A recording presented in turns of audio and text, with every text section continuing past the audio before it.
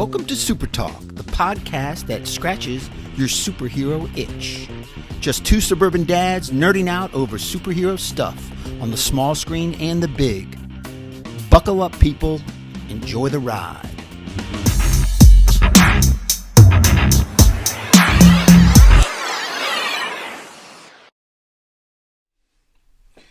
Hello, YouTube. Welcome back to another episode. Hey, keep up the likes and the subscribes. It really helps out the show. You guys have been crushing it. Really appreciate it. Yeah, thank you so much. Professor, as always, are you ready? You know it. All right, let's do this. In 3. Welcome to Super Talk, the weekly podcast dedicated to news and reviews of comic book media on the big and small screen. This is episode number 48, and I'm your host, Brian Professor Pedersen. With me, as always, is my illustrious co-host, Titanium Tony Estrella. Titanium! Professor. We're here. How are you, brother? I'm great. We got a good episode this week. Yeah, take us to school, man. We need to learn a lot. Pull out your notebooks, put on your studying glasses, and whatever you have to do, open up those backpacks, take out chapter 1. We're going to talk about Hawkeye. Episode 3, we're going to talk about Echo. And we're going to talk about something that's just really exciting as far as I'm concerned. And that is the Peacemaker trailer. I mean, all right, we'll get into it. But yeah, we got a nice show for you. So let's hit it. Titanium is riled up. Here we go. Well, before we get started, we want to thank the patrons that bring the show to you. And these are the listeners that have chosen to sponsor our podcast and said, hey, we're going to give $1 for every episode these guys put out. And we're going to help bring the show to you guys and sponsor them directly. And patreon.com/supertalk. We really appreciate those that have signed up. And again, we have a big giveaway at the end of the year. Our 1-year anniversary episode, we're going to be doing a giveaway for everybody that signed up to be a patron of the show. So patreon.com/supertalk. You want to sign up. You're going to be part of that giveaway. And thanks for those who've already done it. And thank you for those who are going to do it because we really appreciate it. Yeah, we really, really appreciate it. Shout out to Gavin Klingham. I'm going to see him next weekend up in New York City. He's our boy. He's our boy. He's a filmmaker, amateur filmmaker, aspiring to be the next Steven Spielberg. So shout out to Gavin Klingham. Thank you so much for your advice. Yeah, Gavin's the guy. So let's get into it this week. We're going to go straight into the review section and talk about Hawkeye, Season 1, Episode 3, released on Disney Plus this past Wednesday. Man, I'm going to tell you right now, the first 2 episodes really, really set me off as far as like my expectations. But I'm going to tell you, Episode 3 was like, it ramped up the excitement a little bit. The writing was spectacular. There's not enough good things I can say about this episode. It's probably one of my favorite episodes out of... There's a WandaVision episode at the end there it's pretty damn good. But this episode I would put right up against the best Disney Plus so far. And you're right. This really... The relationship building now is completely kicked off.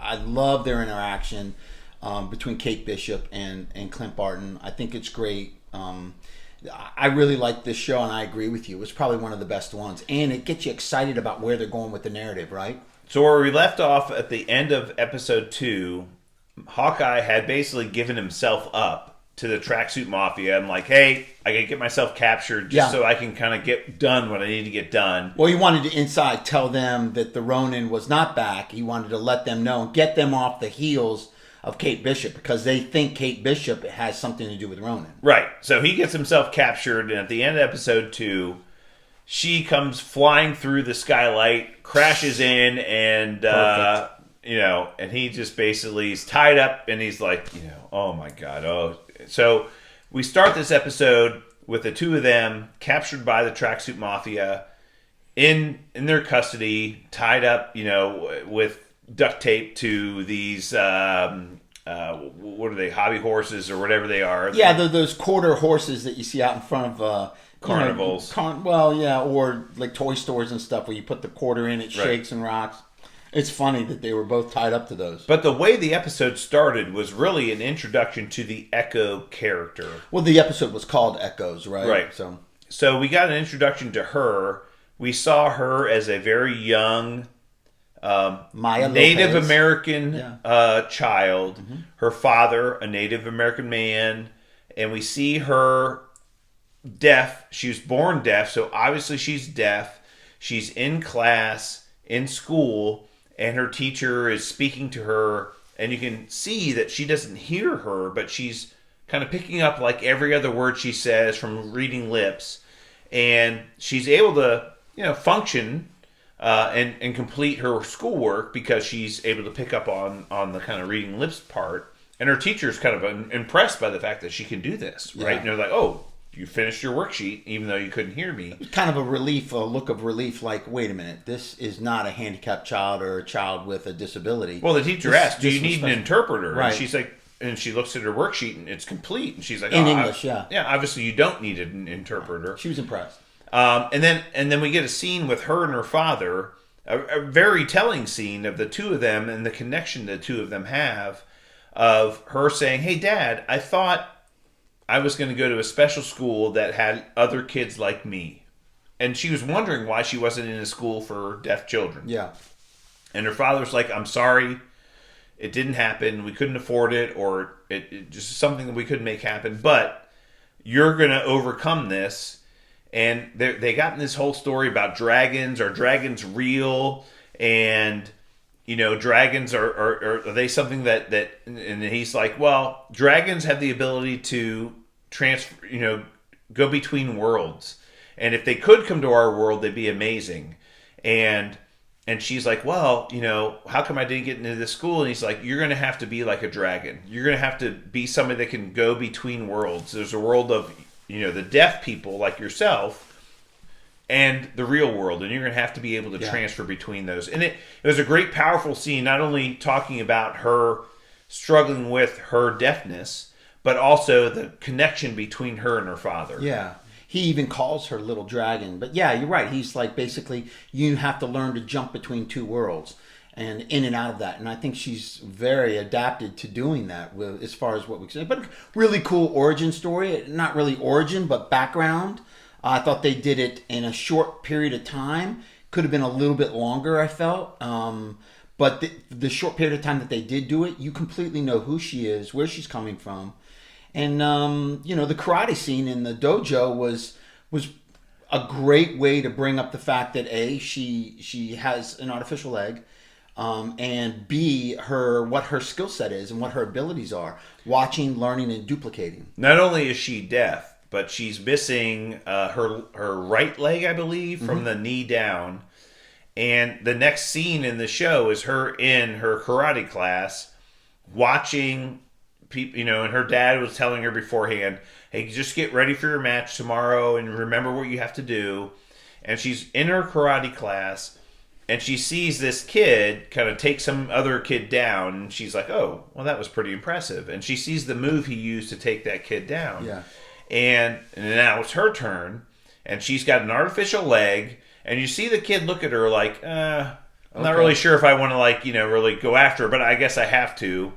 And she sees the move that he used and uses it against him. Basically takes his move and uses it to take him down. Yeah. And everybody in the class is like, oh, whoa, hey, hang on a second. This is pretty amazing. Yeah. Right? Yeah, her father says it's not about speed or size. It's about watching and learning, and I think she uses that. I thought it was really cool scene, and then a huge reveal in the dojo that we got. Very interesting. So the scene is her father is saying, I have to go, but your uncle is going to take care of you and give you a ride. Take you home. Your uncle's going to pick you up and take you home. Yeah. It's a cute, touching scene between her and her father doesn't turn around or anything. He just kind of gets up as this person in a black suit moves behind him. Very large person. You don't see his face. And he kind of bends down and giggles and pinches her on the cheek. And she lights up. She's so happy to see him. And she's excited that he's there and that she gets to ride home with him, which is kind of cute. But we kind of know who that is, right? Well, we're assuming we're assuming there's a big assumption of who that is, and again, there's more allusions to this individual later in the episode, but the fact that, hey, I can't bring you home, your uncle's going to take you home. I have work to do. Your uncle's going to take you home. And this individual in a black suit comes up and pinches her cheek. We're like, who's the person in the black suit, right? I think it's the Kingpin. It would make sense. All signs point to the Kingpin. I can't remember the actor's name. Vincent D'Onofrio. Vincent, and it kind of sounds like his laugh. At least people are speculating that it is his laugh. And very similar to the Matt Murdock arm in the Spider-Man trailer that was later debunked. I don't want to jump to conclusions here like half the social media did.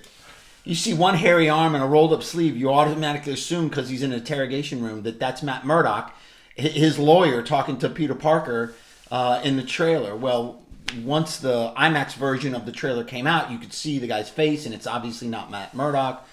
So I don't know. Is this Disney screwing with us again or playing around with us again? I don't know, but I think it's the Kingpin. I think this was purposeful illusion, and again, one of the things that is so funny about what's going on in social media and all these properties is that some of the worst kept secrets are probably the easiest ones to foretell, and we've already heard so many rumors about Vincent D'Onofrio coming back as the Kingpin in this series already. We've heard this. He's going to be in it at some point in time. It may be the last episode, but he's going to be in it. And it's like, okay, who's that person? Well, let's guess at who it could be. It's the Kingpin. And later on in the episode, which we'll talk about, Hawkeye talks about the tracksuit mafia and Echo. Oh, she's the boss. Well, He says to Kate Bishop at one point in time, well, she might be the boss, but there's one more in front of her, and it's somebody you don't want to screw with. It's somebody you don't want to mess with. That's obviously the Kingpin. Sure. I mean, even her uncle, that we all know, and even Kazi at one point turns to her and says, hey, that was kind of out of control, this whole kidnapping the girl or Hawkeye and this and that, and, is this really kind of not what the big man is kind of looking for? The big man. And she goes, I'm in charge. He goes, yes, you are in charge. So she kind of shuts him down and says, your uncle's not going to appreciate this. She goes, I'm in charge. So that was kind of a power move. We know that she's in charge, but there is someone above her that she answers to. So it's got to be the uncle. Well, then we get another flashback scene right after that, and it's really her as an adult now showing up at her father's warehouse where he's working, and the Ronin character, quote unquote, is in the factory just raining havoc on the entire tracksuit mafia. So what we find out is that her father, who in the scenes we had seen previously was wearing a tracksuit, so we knew that he was in charge of the tracksuit mafia at some point in time. She shows up as an adult to the warehouse that he's working in, and the Ronin character is in there basically stabbing and killing every tracksuit mafia person in there. And she's wanting to break in, but she doesn't. And eventually the Ronin character jumps out the window, and she comes in, and her father's dying after having been stabbed by the Ronin character. And her father says, I'm already gone. I'm gone. It's now your time. Leave me alone, whatever. And this was the premise of her having a beef against the Ronin character for killing her father. Yeah, and her obsession with finding him and revenging her father. Yeah, right. Interesting. Yeah, it was really cool. And then we fast forward to current times. Again, we've got Kate Bishop and Hawkeye kind of tied up on these hobby horses inside of an old KB Toys. Yeah. I remember KB Toys. We used to go there all the time. Toys R Us, KB Toys, all this. The hobby horses they had in there, they kept putting quarters into the machine so that they would continue to ride them, joking with them. And eventually they're like, hey, the boss is going to want to talk to you. And Echo eventually comes out and has a sign language conversation with Hawkeye. She notices his hearing aid. and she has him cut loose so he can sign, but he's not very proficient at it. Right, and Kazi, the other character, who's the clown, ends up interpreting for both of them. They have a conversation. He's like, look, Ronan is dead. And she's like, how do you know? And he's like, because I was there. I was there. And she's like, who killed him? And she's like, the Black Widow. Hawkeye says, the Black Widow. And she says, but she's dead. That's convenient. And he's like, yeah, but I was there. I saw it. Yeah. And so he's trying to deflect any attention from Kate Bishop being the Ronin character, as well as, we know that Hawkeye was the Ronin character. Yeah. And he's trying to deflect that attention from himself. Yeah. But he's like, hey, the Ronin character was killed. And theoretically, that's what happened. Yeah. He was Ronin. Black Widow shows up and says, you need to end this life and end what you're doing and come back to the team and be part of what we need to do to kind of fix things. Yeah. And that's what he did. And she did end up killing Ronin because she brought him out of that character. Yeah.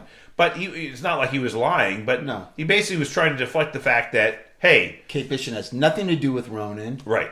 Get off her scent. But they're not. I think... And she gets very aggressive with Kate. And, Kate's being Kate, trying to, have conversations with people and kind of diffuse some of the tension. And Echo comes up to her and basically tries to strangle her. And Kazi's like, oh, wait, what are you doing here? This is kind of crazy. And I think what's crazy is that they all understand that Hawkeye is in the room with them. They're like, this is an Avenger. This is Hawkeye. What are you doing? Yeah. Do you really want to have the Avengers come after us? This is this is craziness. And, Echo's like, hey, I got to do my job. And Kazi's like, slow down here. This is crazy. Eventually, Hawkeye is able to escape. And he, is kind of whispering to Kate Bishop, says, on my signal, we're going to get out of here. Everything's going to be okay. Just make it happen. And eventually he frees himself. Yeah. And he's now on the run, and she's still tied up. She's like, how did he do that? That's amazing. Well, now he's got the entire tracksuit mafia chasing him through the warehouse, and he's able to kind of elude them to the fact that he, to the point that he, jumps on top of some different, shelving, and then he knocks it over on top of them.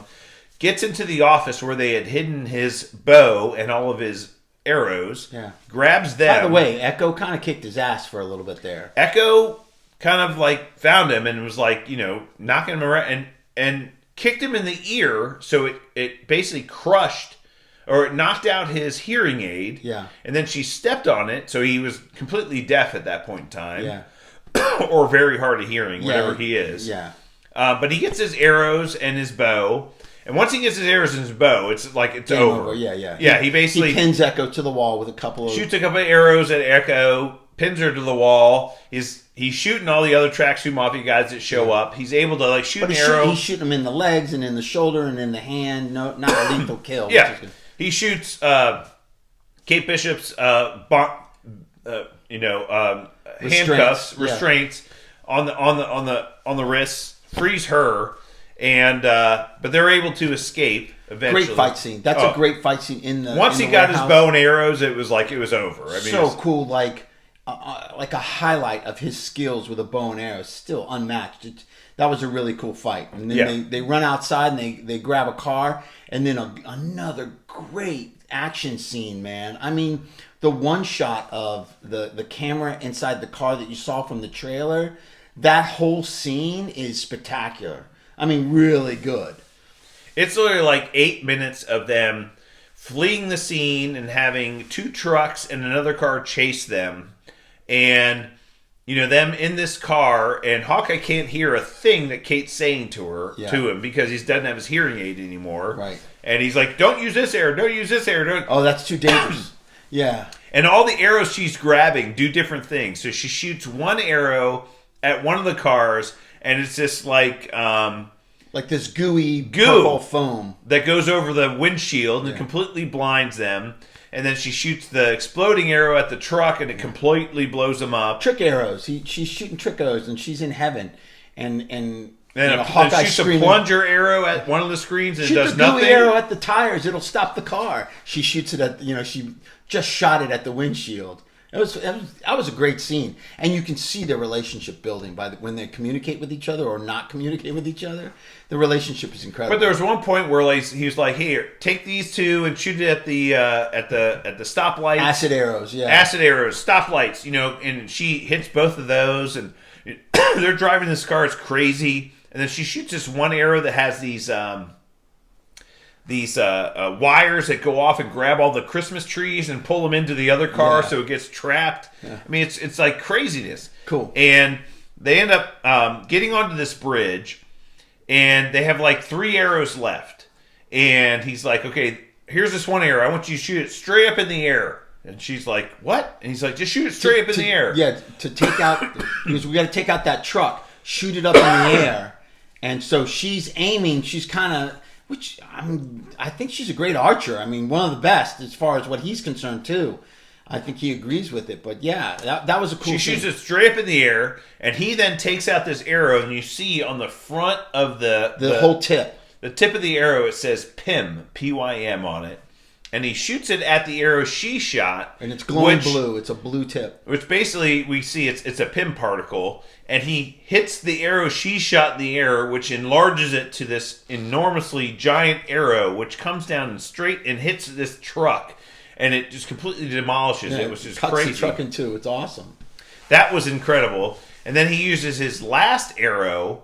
Well, he takes the plunger arrow off the windshield of the one car, and she's not sure why.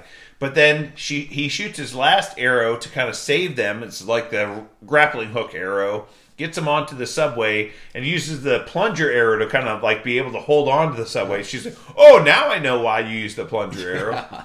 So the trick arrow scene was cool. That was awesome. That whole escape scene was fantastic. And they get on the subway, and he can't hear anything. And he says, while he's on the subway, he can't hear anything. He says, I agree with you. You're one of the best archers in the world. Yeah. So he acknowledges the fact that what she was able to do in the car, he was impressed. He was very impressed with her archery. So basically, he's like, "Hey, you're one of the best." I mean, shot down the traffic lights with the acid arrows and all these. Yeah. He was pretty impressed with her, and she didn't know that he couldn't hear her and all this other. It was a funny scene. Yeah, the whole dog humor there. Hey, we should take out the dog, and then he probably needs to walk. Thing, yeah. It's been locked. It's been cooped up all day. That was a great scene and cute scene that they're kind of on the same page and their relationship is going forward, because we didn't get that the first 2 episodes. We really got kind of Kate's backstory. We got Hawkeye, a little bit of Hawkeye and where he's at and kind of struggling with it. We kind of get a lot of Kate's mom and new boyfriend and that. But this scene was really about introducing Echo, and then I think they've turned a corner with this relationship building, and the writing is really good. And this scene really, especially the scene after that when they get to there and get back to the safe house, back to her aunt's house, and his son calls, Nathaniel calls. And that scene was absolutely... I think that was an incredibly powerful scene. It was heart-wrenching. We saw...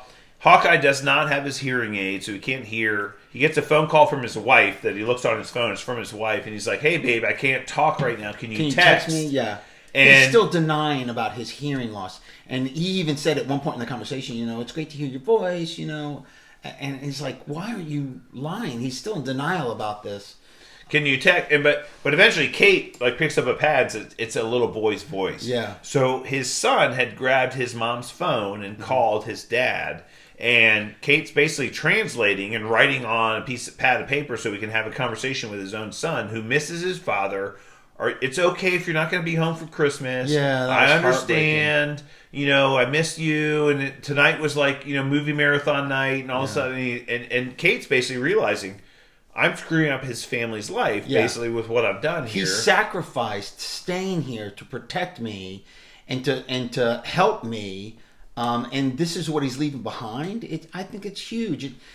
as far as the character is concerned, I mean, Clint, you see this human side of him and this family side of him that he's yearning to get back to, but this other thing inside is pulling him away from it to help people and to do. And he mentions that in the episode, there's sacrifices you have to make. It's not just all helping Yeah, people. that was the next scene. They end up going to a diner to having breakfast. So they go to a doctor's office. They get his hearing aid fixed, which she fixes. Then they go to a diner to have breakfast, and Kate's like, joking with him. Your problem is your image, and she tries to come up with a new costume, and the costume she comes up with is the comic book costume for just Hawkeye, like which is the professor has here on the table, which is the wings and the H on the helmet. And he's like, number one, he's like, I've spent my entire career trying not to be recognized, and now you want me to be recognized. And he says, now, secondly, if I ever wore this, my wife would divorce me. It's like, he was like, this is like the most ridiculous thing ever. And she's like, and he's like, number three, I'm not a role model. And she says, you are a role model. Yeah, no question. What you've just done, everything you've done up until this point has been like role model-ish, right? That you made sacrifices and came back to save a stranger you didn't know anything about. And because you knew that they were in danger. And she's talking about herself in the Ronin suit. So, yes, he has some ulterior motives, but he's also, there to help her. He's more of a role model than he thinks he is. No question. And she's telling him that, and you can see the connection between the two of them growing. Yeah. And eventually she's like, hey, I think we can kind of figure out what's going on here. My mom's security company has a lot of access. We're gonna go break into my mom's penthouse, and we're gonna figure this stuff out. And he's like, okay. So they go to her penthouse after they walk the dog, of course. Yeah. They go to the penthouse, break into her mom's penthouse. She logs onto the computer. They look up Kazi, and they find out that he's associated with some kind of shell company. Sloan LLC. Right. And he's like, you ever heard that before? She's like, no, I've never heard that. And she's like, continuing to do stuff with the computer. And he's like walking around. It's like, something doesn't seem right. Yeah. And he's walking around the penthouse. He's like, what's going on?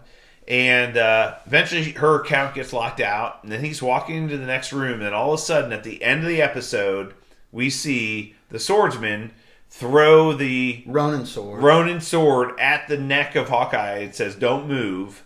And that's how the episode ends. Yeah. And we can't wait to see what happens from there. Yeah, I don't know. I can't wait either. This episode was spectacular, great. It touched all the buttons, the Marvel buttons, the heart-wrenching, the backstory, the narrative was perfect. And the action was fantastic. The action was as good as Venom's action, as far as I'm concerned, in this series. It was great.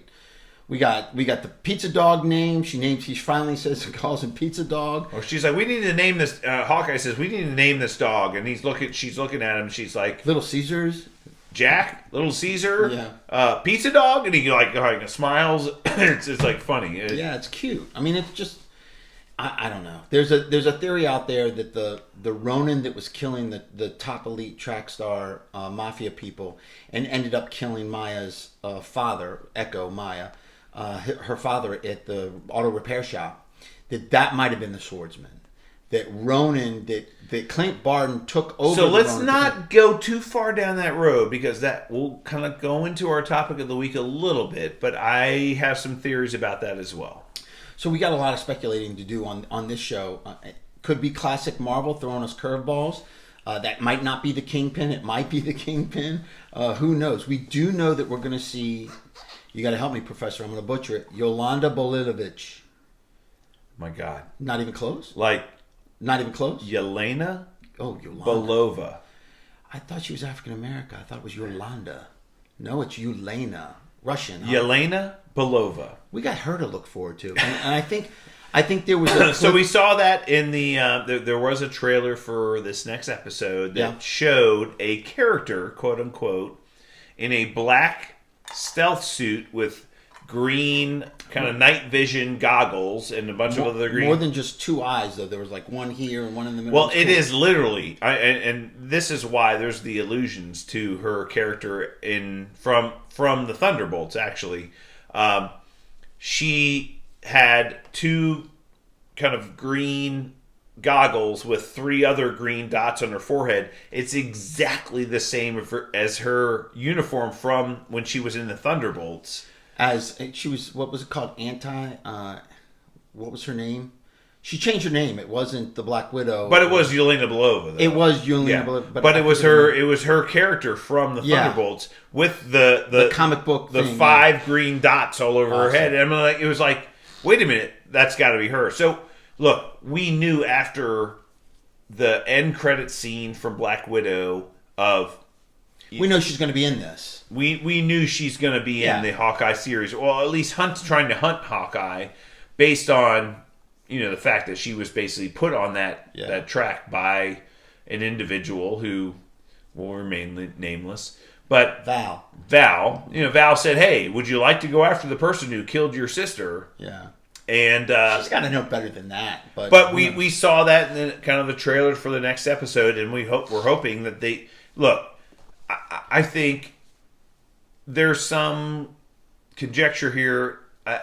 What we think is going to happen from this point forward, at some point in time, we're going to find out that the Kingpin is in charge of everything that's going on with the tracksuit mafia and Echo and everything else. Yeah, we're going to find out why the watch was so important to the tracksuit mafia that was taken from Avengers Campus. Hawkeye kind of made an allusion in this episode about the campus, and I hope that they didn't dig up anything too dangerous from Avengers Campus. Was the Kingpin the one that sent them after the watch? Correct. Or was it Val? Right. Is Val working for the Kingpin, or is she on her own? Right? So those are 2 questions I have.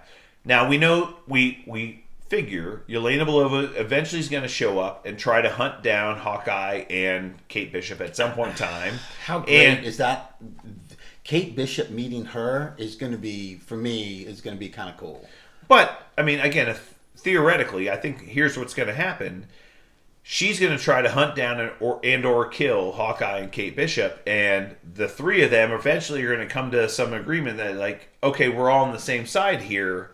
Stop fighting against each other. We need to be fighting against the people that are screwing this up, which is the Kingpin, and ultimately maybe Madame Mask, who might be her mom or working for the Kingpin, whatever's happening there. But I think the 3 of them eventually end up working together, or at least come to some agreement.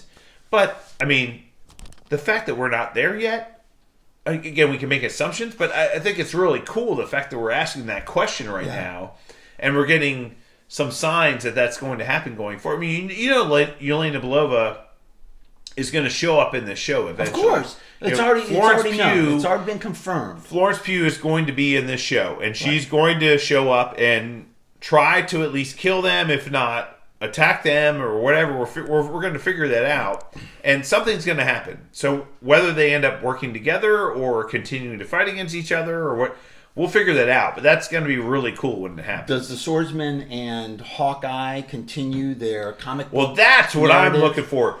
Next episode. You're going to find out. Hey, I know that guy. You're going to find out. That's the MFer that trained me, and I've known him for You're going to find years. out next episode, absolutely. Oh, yeah. So that's a big one. I have a feeling they don't. They're not going to follow the comic book storyline, but we'll see.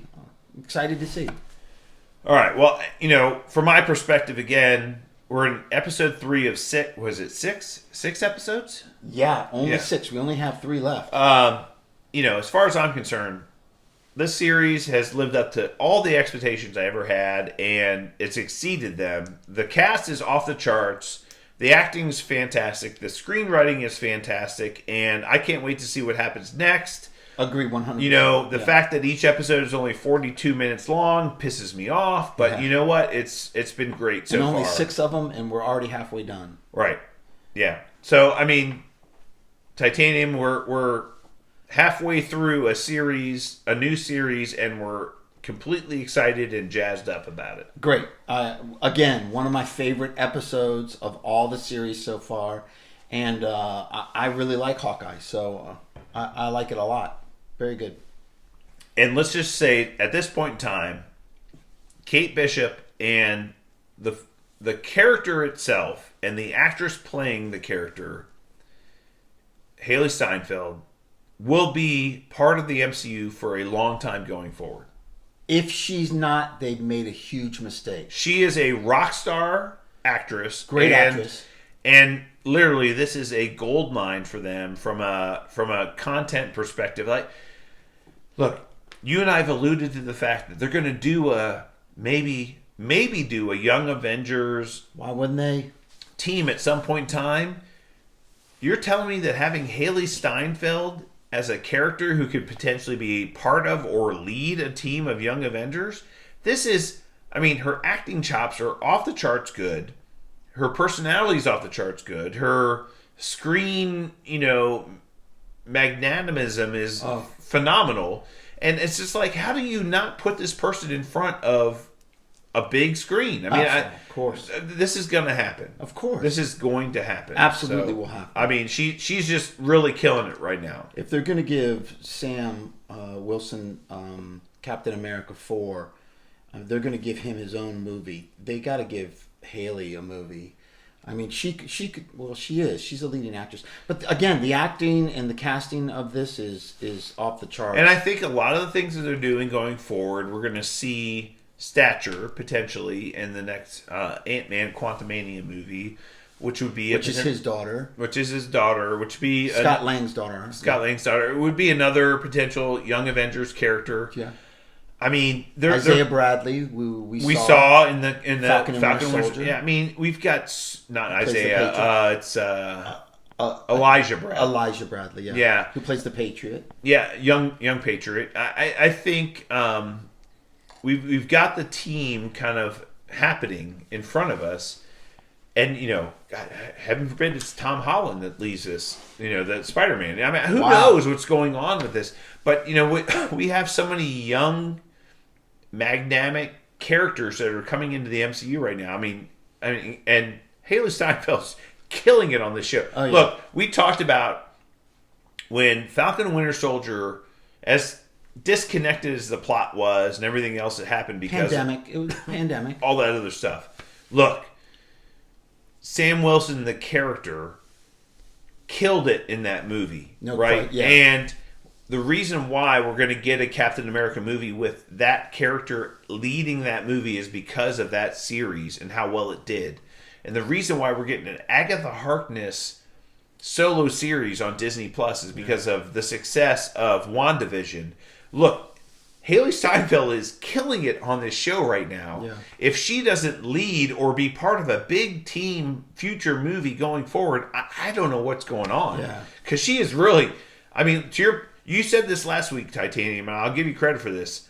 This is more her show. Oh, yeah. It's called Hawkeye. Yeah. But it is more her show than anything else. First couple episodes were passing of the torch, I feel. So yeah, absolutely. It's I think show. if she does not get the opportunity to be in a major picture on the big screen, I mean, I just don't know what they're doing. But they got to be doing this. Yeah, absolutely. Yeah, no, they got to be. Absolutely. All right, well, let's jump into the news section this week. And you alluded to it at the beginning of the show. You got a new trailer for Peacemaker. I have not seen it, so tell me all about it. Oh, you haven't seen it? It's funny. It's got humor in it. Stop it. It is very fun. And it kind of gives you a little bit of story about what he's doing now and the predicament that he's in and how he's being hunted by police, but yet he's on this special task force that's kind of out there on their own. So it's kind of cool. I mean, it was tongue in cheek. It's a lot of humor, a lot of great action. He blows some shit up, and I think they spent a lot of money doing this. It looks like a Disney Plus show. I mean, or a high-end Netflix show. Was it a Netflix show? A Netflix show. Oh, how much of this looks like a Netflix show. Yeah. That's like a bad thing, right? No, it's not a bad thing at all. I'm telling you and I both thought this when we saw Suicide Squad, the second movie. Second one. John Cena is literally a rock star when it comes to acting and this role and these characters. I mean, literally, they found the right guy for the right role. And when we heard we're going to make a Peacemaker show, we're like, okay, that's like a no-brainer. That's a no-brainer. This guy is... Yeah. I mean, John Cena... He is a funny lovable meathead that is just dorky as shit. What's his Eagle's name? Eagly. Eagly. He's in the show, too. He's a trained eagle. His name is in the Eagly. Trio, oh, my God. It's so fun. And you know what? look, this is coming out. We've talked about the fact that there's some lag in the Marvel content, and you and I are going to have a lot to talk about between now and then because we've got Spider-Man and we've got Morbius and we've got now Peacemaker and all kinds of, and hopefully the boys are coming very soon as well, which we're very looking forward to. But look, I'm really looking forward to the Peacemaker show. John Cena is killing it in this role. It's hilarious. I'm telling you, that's why I was so excited and animated at the beginning of the show, because this Peacemaker trailer it took me to the next level for this show. I hope I'm not overhyping it, but James Gunn, I think, has hit a home run on this, and it's hilarious. Look, I'm telling you, John Cena, they found a guy who just plays the right role, the right time, with the right personality, and I think James Gunn, he's a guy that recognizes talent, and he gets it. He's like, look, we found kind of, Dave Bautista. Right. We found somebody who's kind of a genie in a bottle to some extent, and we should use this. And he did. And that's what he said.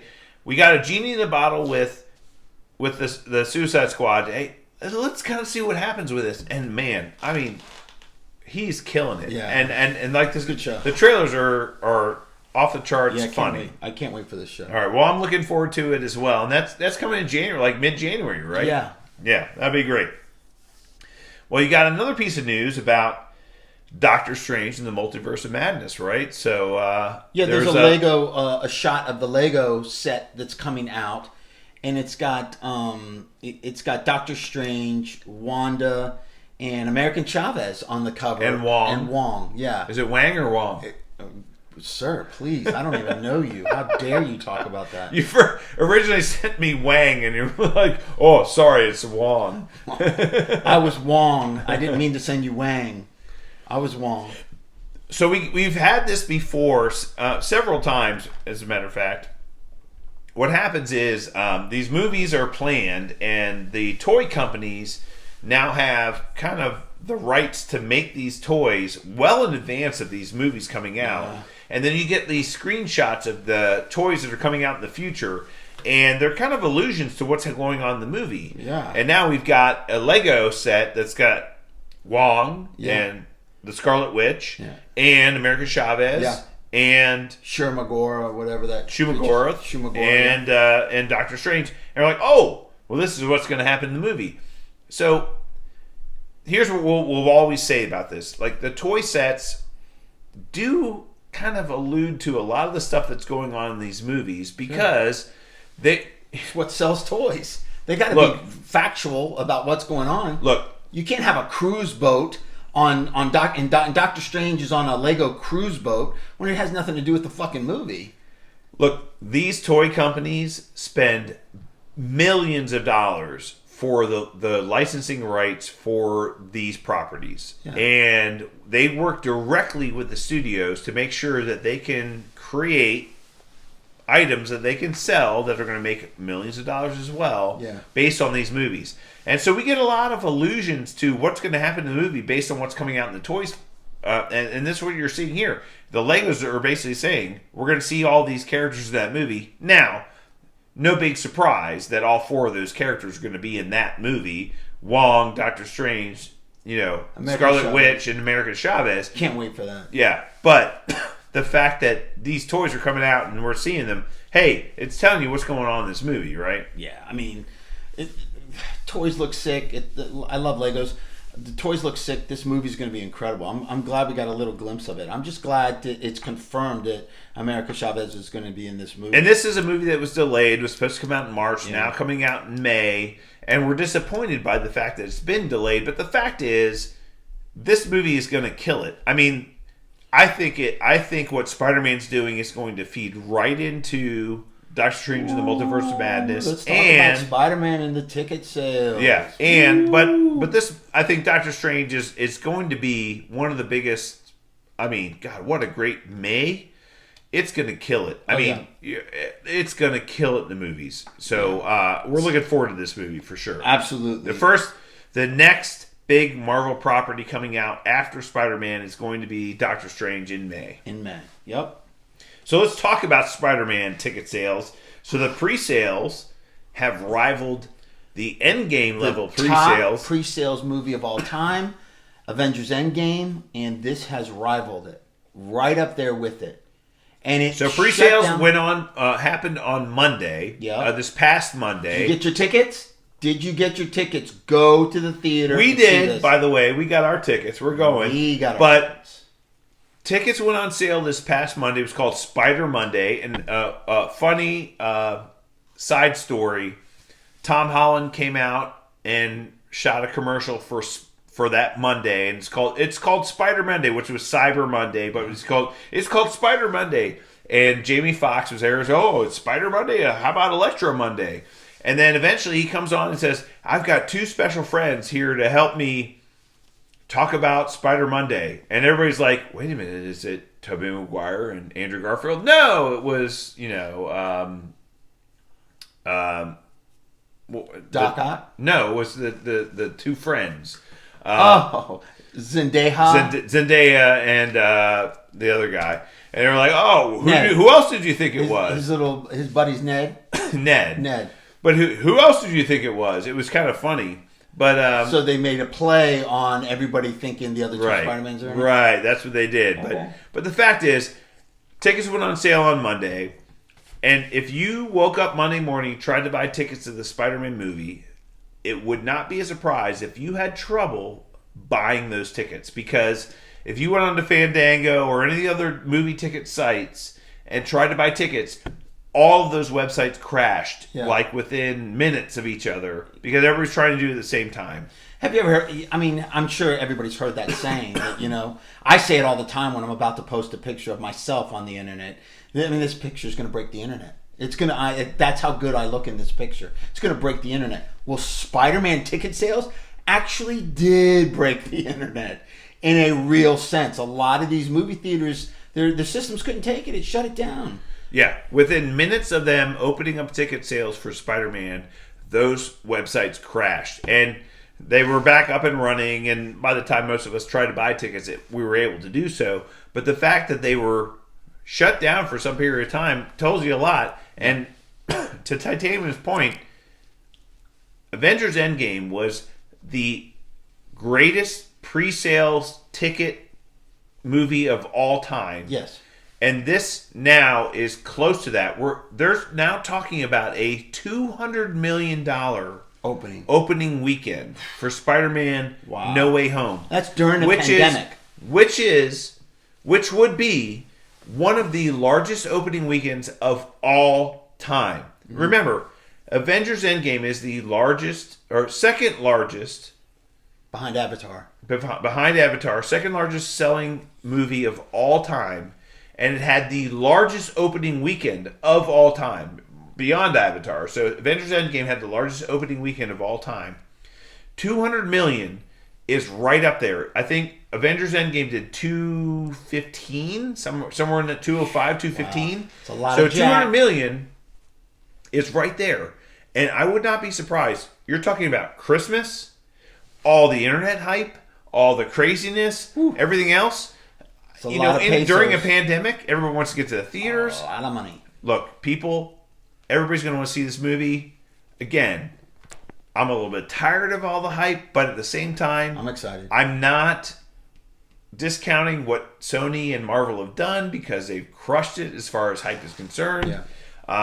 This movie will kill it. Yeah. This movie will do $1 billion. I'm going to say right now, right here on Super Talk, this movie will do $1 billion worldwide.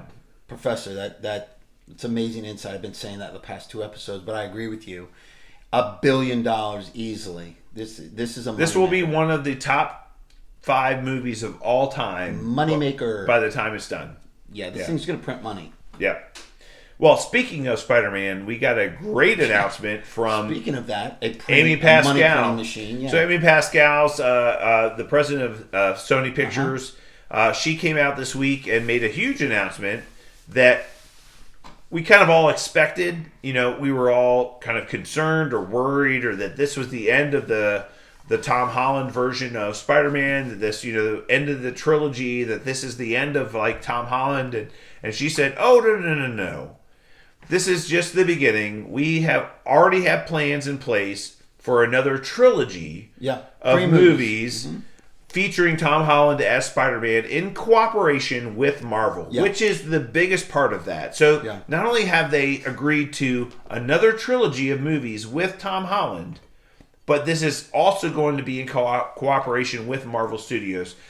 The biggest announcement we could ever expect, we could hope for, is that not only are they going to have 3 more movies with this guy leading the Spider-Man character, who confirmation that it's this guy. And Marvel's involved. Huge. Those 3 things, the fact that they've already started working on another trilogy for Spider-Man, and Tom Holland's attached to it, with cooperation from Marvel, in the Marvel Universe, even though they want to build their own spiderverse, which is fine, as long as it still integrates with the Marvel Universe. Sony is printing money at this point in time. Why would they not do it? So that's the biggest question. But the second biggest question is, look, as much as I was, I'd say, honestly, slightly disappointed when Andrew Garfield was jettisoned for Tom Holland. I mean, because I thought Andrew Garfield did a great job with the character, and he's not my number 3. But I thought he did okay. I mean, I was like looking forward to the next one with him. Yeah. And then they brought Tom Holland in, and I was like, why are they doing this? Well, the reason they did it was because Marvel wanted part of it, and I get that, and I understand. But the fact that they've now made an official announcement that, yes, this is the end of a trilogy. We've got now 3 movies with Tom Holland in cooperation with Marvel as Spider-Man, and that's over. Yeah. Guess what? We're doing 3 more. I love it. Number 1, I love Tom Holland. He's great. He's a great. And I loved some of the things I've seen on the internet, which is great. Look, they say Tobey Maguire was the best Peter Parker. I agree with that. Yeah, he was the best Peter Parker. Like, nobody played the Peter Parker kind of dorky, kind of quirky, kind of nerdy character like Tobey Maguire did. He did that really well. They said Andrew Garfield was the best Spider-Man. And I kind of agree with that. Andrew Garfield's Spider-Man, when he was the Spider-Man character, he was pretty badass. He was like a badass Spider-Man. I agree with that. But they say Tom Holland is the best combination of the both of them. He's a good Peter Parker and a good Spider-Man, so he's kind of the best combination of both. And I agree with all of that. Absolutely, I agree with that. So, Tobey Maguire, best Peter Parker. Andrew Garfield, best Spider-Man. But Tom Holland's the best combination of the both of them, which I agree with. So I'm happy for him to continue on as the character. Yeah. That's great. And for him to get 3 more movies, and he's young enough, and he can play that character, and now we can get him into... So the first 3 movies have been him in high school. We can get him into college, and we kind of see what happens going forward. And eventually Sinister Six and all this other stuff that Sony wants to do. We know they're already doing a Kraven movie with Anthony Taylor Johnson. We know they're setting up the Sinister Six movies. I mean, this is going to be great. So I'm all excited for that. Yeah, it's good stuff. And agree. You couldn't have done it better. I mean, make smart decisions. They are. What else do we got? Well, we did see a report that Michael Keaton is now filming additional scenes for the Morbius movie. Now, reminder... The Morbius movie is coming out in January. Yeah. So we're seeing this movie in January. He's filming new scenes for that movie right now. So what's that tell you?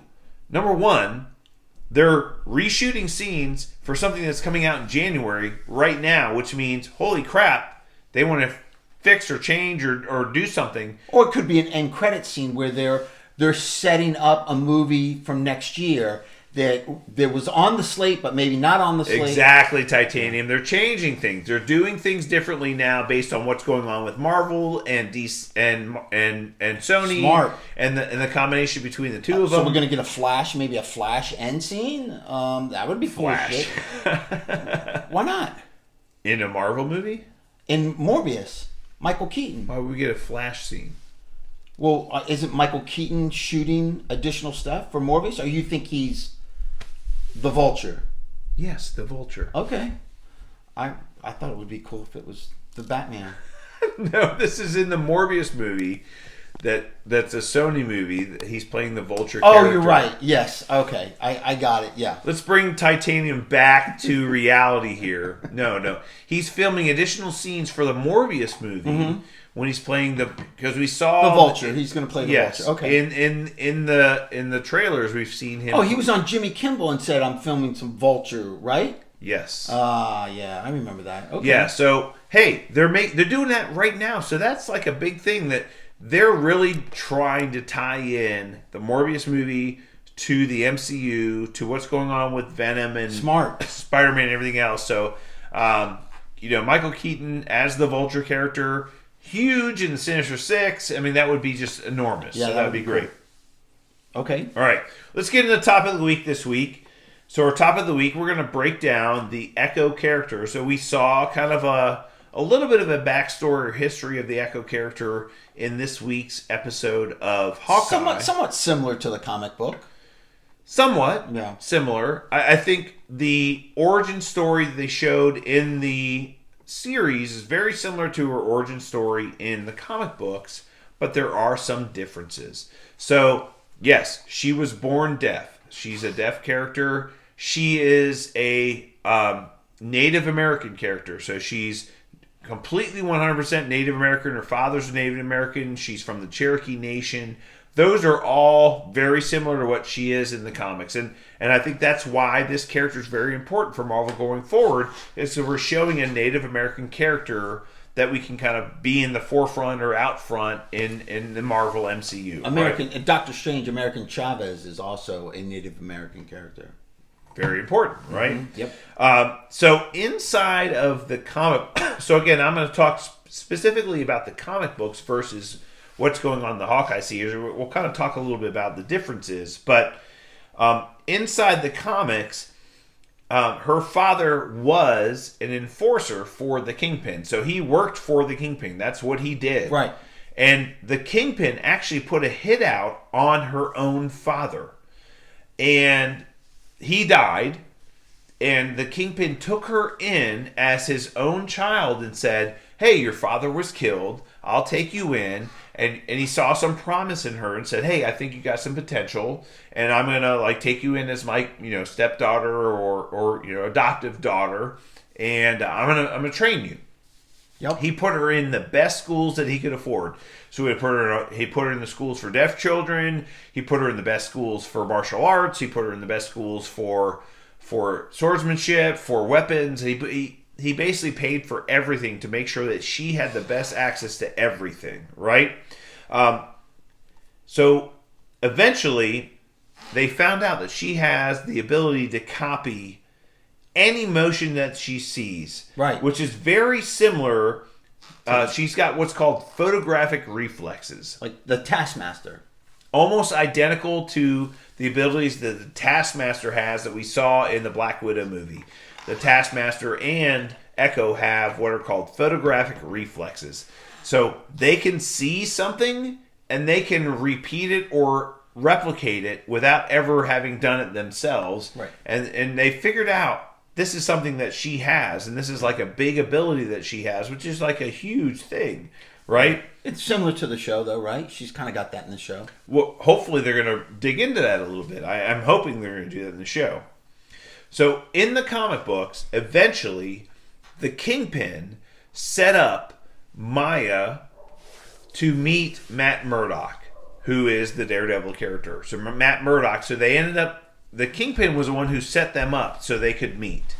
And they ended up meeting each other, and Matt Murdock being a blind, quote-unquote, blind lawyer, meeting a deaf individual, they kind of hit it off, and they, were able to kind of connect, and they ended up kind of having a relationship. Well, eventually, the Kingpin put into Maya's ear that the person who killed your father was Daredevil. Yeah. And so he had set up the fact that Daredevil had killed Maya's father. Yeah. Although Kingpin had arranged for Maya's father to be killed. Right. He was behind it. So he had basically put in her ear that Daredevil, the superhero, was the one who killed her father. So then she went out to hunt Daredevil. Yeah. And eventually she found Daredevil and hunted him down, and they fought. And eventually they fought to a standstill, and she unmasked him and found out it was Matt Murdock, who she had been dating. And she was shocked. She's like, oh my God, this is a guy who I care about, who I love, and he's the one that's killed my father.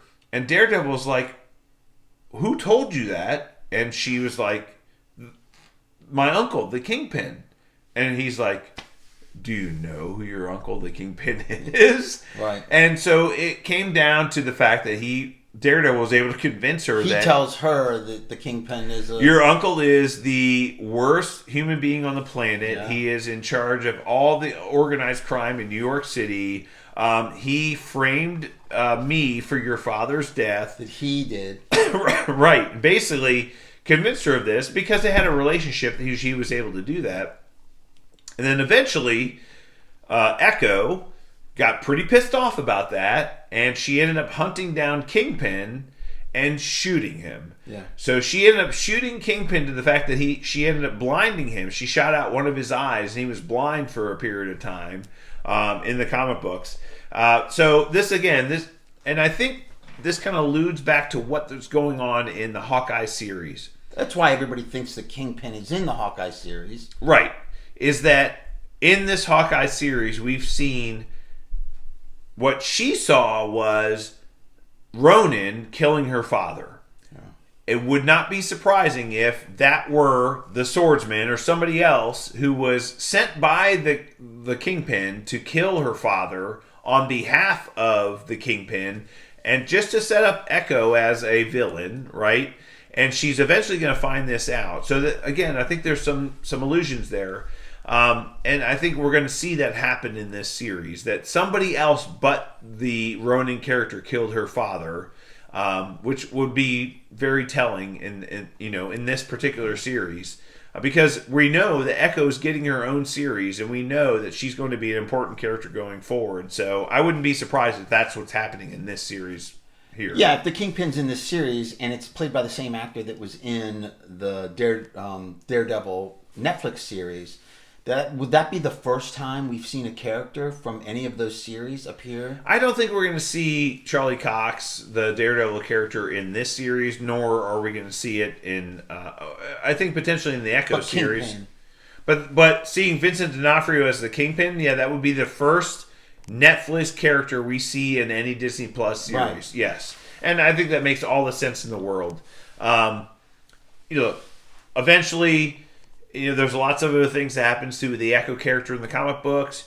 She eventually ends up becoming part of a contest that was rigged by the Phoenix Force. So we know the Phoenix Force eventually was in Jean Grey, one of the X-Men. But the Phoenix Force now needed a new host, so it wanted to find a new worthy host inside of the inside of Marvel, or the characters, and it arranged a contest, and Echo ended up fighting Namor. Namor fought Echo, brought her underneath the ocean, and basically suffocated her and defeated her very easily. But the Phoenix Force felt that this character was something that it was close to, and it bonded with her, and it ended up reviving her, and she ended up becoming one with the Phoenix Force and defeated all the other people who were vying for the Phoenix Force. So later on in the comics, she ended up being part of the Phoenix Force, and I mean, this is like... So she ended up being a big character in the comic books at some point in time because she had the Phoenix Force. But I'm telling you, this character...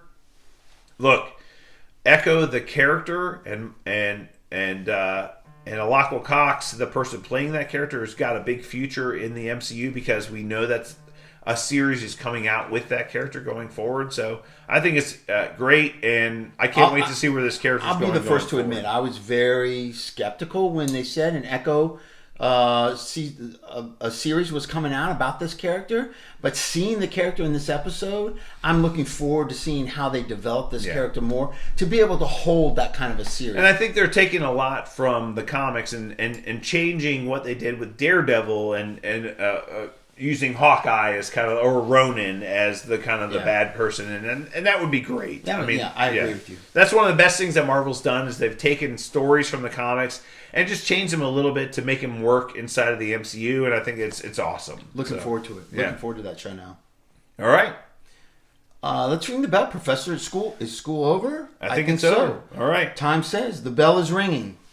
Well, that's it for us this week. We'll be back next week for more Super Talk. To get in touch with us on social media, hit us up via email at supertalkpodcast@outlook.com or at supertalkpod on Twitter. Until then, stay super, everyone. And we're out. All right.